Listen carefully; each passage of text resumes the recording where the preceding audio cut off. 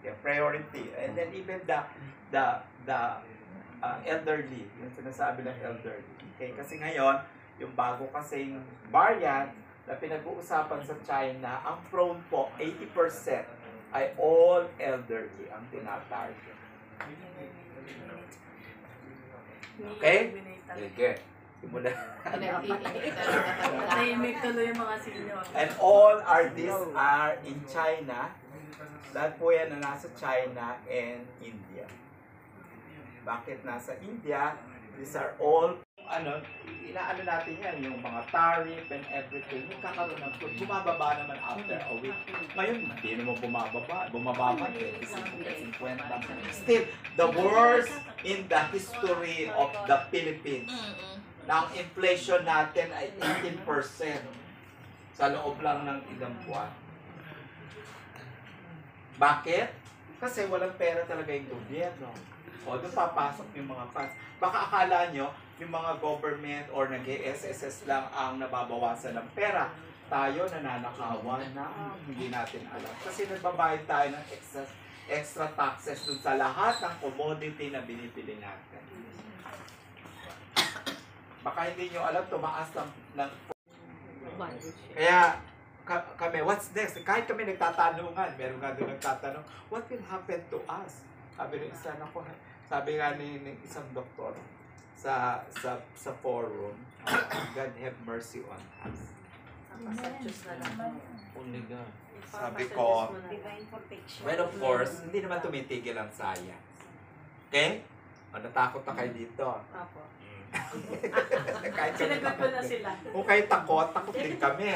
Kasi lalo yung mga doktor. Kaya nga, alam niyo bang, actually sa China, talaga namang lumalayo na yung mga doktor. Ayaw na i-treat yung mga pasyente. Kasi they are really, ikaw, kahit doktor ka, yung buhay mo din, sasalba mo. Kaya sabi nung kaibigan ko nga sa China, sabi niya, para kaming preso talaga dito. Halos kahit ultimo na pwedeng anuhan, talagang gano'n. Well, anyway, sige po. Yan. Okay? So, sa Pilipinas, ngayon, yan, balikan natin. Ito po ano ginagawa. Anyway, okay? May mga tanong po sa Kraken. Meron po kayong mga guni-guni. Ang tanong kung ano ang solusyon ang kailangan. Okay. So, sa Pilipinas, blanket authority to everyone. Dito pala gagawin nila kasi they patterned it to the WHO na pakikialaman. Hindi nyo alam, the last quarter ng 2022, nagtayo ang Amerika sa Pilipinas ng USCDC, Center for Disease Control. Bakit ang isang Amerika, okay pa yung WHO kasi international yan, UN. Bakit ang Amerika or isang bansa na sovereign ay naglalagay ng sariling CDC? Wala tayo. Ang dami natin magagaling na doktor. Meron tayong mga infectious diseases, may RRTN tayo. Nakakalungkot, baka hindi nyo alam yan. So silently, tayo nag-e-enjoy ng last quarter. Meron tayo ngayong opisina ng USCDC. pumasok sila. Para pakialaman kung paano natin gagawin yung ating health emergency. Kaya nagkaroon, yan, dapat alam niyo po. Kung usapan niyo ba, nag-meeting kayo sa senior, wala. Sana inibitahan. Wala pa sa PhilHealth pala kami. PhilHealth. Yung po, dapat sinama niyo yung vaccine-related injury. Hindi pa kasama sa... Kailangan niyo po pag-usapan kasi naandun po yun. Meron pong provisions. Actually, meron na pong mga ilan na nagpa-file Meron na pong 2 case na pinoproseso namin talaga na kailangan vaccine-related. 65 House Bill, ito pa naman po pending pa sa 65-22. Yung Health Emergency Bill, actually nasa 3rd reading na. Lapit na. Kaya nga ngayon sumusulat ang lahat. Meron nga yung na dapat pending. Alam niyo kung ingest, isa yan, para kami nag-aaral ng law nung kila Attorney Tanya and Attorney Tim. Nung iniisa niya, parang military and communist ang gagawin. Kaya po, ang isa ng provision, para kayo malocate, kaya may sakit, kaya wala. Basta alam, pwede kayo i-coordinate sa police at NBI para tamputin at ikulong. Imagine parang kang criminal.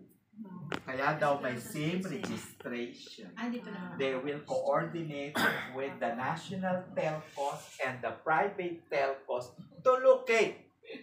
Talaga mahuli. Yes po. Para sa states po, pag ano kasi automatic. O, bakit ba naglagay ang Separate US ng CDC para kasabay ng House Bill 6522? Kaya may SIM registration. Ganon din ang pattern ng US eh. Nag-SIM registration. Kasabay yun ng mga talaga namang. Yan. Nakakalungkot. And walang, nakakalungkot nun, walang sisisihin. Wala silang, kung sino man ang naiupo, kaya walang health secretary kasi magkikreate ng Center for the Disease Control. Mas mataas pa sa papel ng health secretary na pwede lahat. At lahat, kahit ang local government, kasi nangyari na yun, epidemic, kita nyo sila Governor Gwen and other local LGU, ang ginangahawakan nila na may batas na LGU, dito wala. Pag sinabi ng national, kahit pa LGU ka, wala kayong karapatan. Kailangan yung implement whatever na sasabihin ng health executive, ng director general ng Pahawak si Bongbong sa English. lahat tayo gano'n. Kaya para tayo nasa community. Hinawakan siya, iniyaan niya. Imagine nyo, nasa fourth quarter tayo ganito. Ako nga rin nagulat. Bakit nagkaroon ng ganyan? Hindi ba natin alam? Ako, yun nga lang mga militarization dito sa atin. Yan. Talagang imagine nyo. Pag malaki mo si Bongbong. So yun po yung yung House Bill 6522. Ito magagawa kung kilala niyo yung mga congressman, mga naandun sa House Bill. Pwede i-search yung House Bill 6522. Pwede ipakit. Naku, nakakalungkot yung mga powers and emergency powers. Pwede lang gawin lahat kay anong product yan, kay anong pwede lang gawin. Nakakalungkot pa yung kanilang compensation or kung silang affiliated na mga pharma o kung sino pa, wala hindi yung kasaling kulatilya. At saka pwede lang swelduhan at ng kanilang sarili. Todo. Walang ganon. And then, hindi sila under. Kung sino ba ma-appoint ng mga tao doon sa gagawing center, ay walang scrutiny o hindi under ng civil service. Walang araw naging Kaya may posisyon ka, kaya qualified ka, kaya hindi. Kasi dito sa Basta US, ganyan din talaga. Bakit? Ano yan yan? Kasama nyo, kaya magkakasabay. O nakita nyo bakit wala pang health secretary. Yun ang the basic reason. Kasi kailangan papasa ito. Bakit nga yung mahal ka bigla? Pati SIM card. Di ba yung SIM Act? Bigla ang bilis din. Yes, doktor kaya ang nag-punta sa... hindi rin po. Sila lang. Dapat kasi doktor. These are mandated. Pinattern talaga. Pag nakita nyo yung mandate ng WHO, talagang nakapattern yan. Walang control anybody. Kasi nangyari yan eh. Sila Governor Gwen ng Cebu, may sarili silang nagkaroon ng collision with the IATF. Sinabi, ang ginamit provision ni Governor Gwen, we have the local government code. Bakit yung kami didiktahan ng sarili naming yung local? Pero doon, inalis yun. Wala na ngayon. Pinag-aralan. Sila lang talaga ang mga pangyari. Oh, yan. Hindi kinakanot kayo ng mga pelikulang US, pagka may mga virus na kumalat, anong ginagawa nila? Inihiwalay na nila yung may Kasi even sa US, kaya nga even yung Florida mga governor, pinag-aalis kasi sila, yung mga Florida, California, may mga sarili silang provision na wala na yung federal, yung autonomy. Ganun din ang gagawin sa mga local government units. Kung ano nasa national park, pinaping ganun, lahat siya pare-pare. Ang nakakalungkot, nakalagay doon ng provision kay even suspected. Isolated. Kasi kung may mag-report bigla na kapitbahay, ibig sabihin, makikipag-coordinate agad sa Globe or sa National Telcos na dahil nakaregister ka, kaya minadala yung SIM app, yung SIM card app registration. Iba naman, dali-dali. Iko-coordinate sa PNP and NBI, kakalad ka rin ka talaga, you cannot resist. Nakalagay doon. Kasi it's a national emergency. Ikaw na nga may sakit, ikaw pa parang kriminal. Talaga yung sinasabi ng mga lawyers. Yan. So kung hindi maintindihan, sabi nga, kita mo pagbabasahin mo lang yung batas at hindi ka abogado, hindi mo alam na mga nakatago, ang dami nakatago sa house. Ngayon, meron pong nilalabas ngayon na ang daming mga pumirma na hindi ko rin alam. Ako nagulat lang din kagabi. Ito yung dinagdag ko sa mga lectures. Na meron palang ganung house bill na talagang kinagapang talaga. Kaya yung mahardy ka pa, ang bilis. Even the SIM app, ang bilis. So, yun. Bakit ganyan sila? Kaya sabi nga, talaga yung mga doktor, kaya yung mga matanda daw sila, Dr. Quijano, sabi niya talaga, naku, bakit ano? Yan, meron pong ngayon, papel na nagsasabi na no to House Bill 6. Ayaw naman natin ng health emergency. But of course, kailangan transparent, maayos, at bigyan tayo ng karapatan under the Constitution.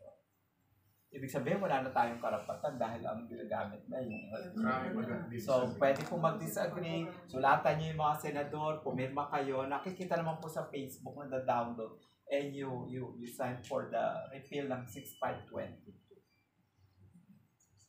O nakita niyo yung mga congressman nyo doon, nakasali sila doon, sulatan niyo natin yung mga congressman natin. Please review. Hindi lang kinopya na in toto na gano'n. Mga gaya tayo sa China, hala. Okay? So, yun po yung nangyayari. Kaya alam nyo na bakit walang health secretary? Wala po. Magkakaroon pa. Inire-ready po nila ito for eventuality. Imagine nyo, even the constitution at saka yung LGU, yung autonomy ng mga LGU, mawawala. Ng mga ganyan. Even the implementation, kung anong authorization. Talaga magkakaroon ng mga authority. Ang police, NBI, and all the authority. Para kayong criminal. Okay po? Lalo na tayo nalungkot. Parang palungkot ng palungkot. Kaya mag-alala. Ayan. So, ito yung mga nasa scene natin na nangyayari. This is the news, the good news and the bad news. At least alam natin. So, hindi yung chismis ng Thailand, chismis lalo yung same aka. Talaga magkakatuhog eh. So, nung sinasabi, magkakatuhog lahat na lumalabas sa bata. And then, the Maharlika funds is also intended for the health emergency use. EUA. Kasi kailangan emergency use pa.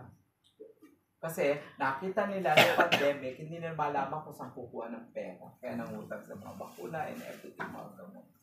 Ngayon, para may naka-ready standby. Kita nyo? Kaya magkakasunod yung Maharlika Fund, kasunod yung SIM Act. Ito po yung kasunod. Pag na-implement yan, tapos. Kasi kahit nila-declare, kahit yung natapos na, nag-remission, or nag-return, yan, naandun lahat yung whether ikaw ay naka-recover o hindi. Basta ikaw ay naalam na Sunodin daw, yan na license. para talagang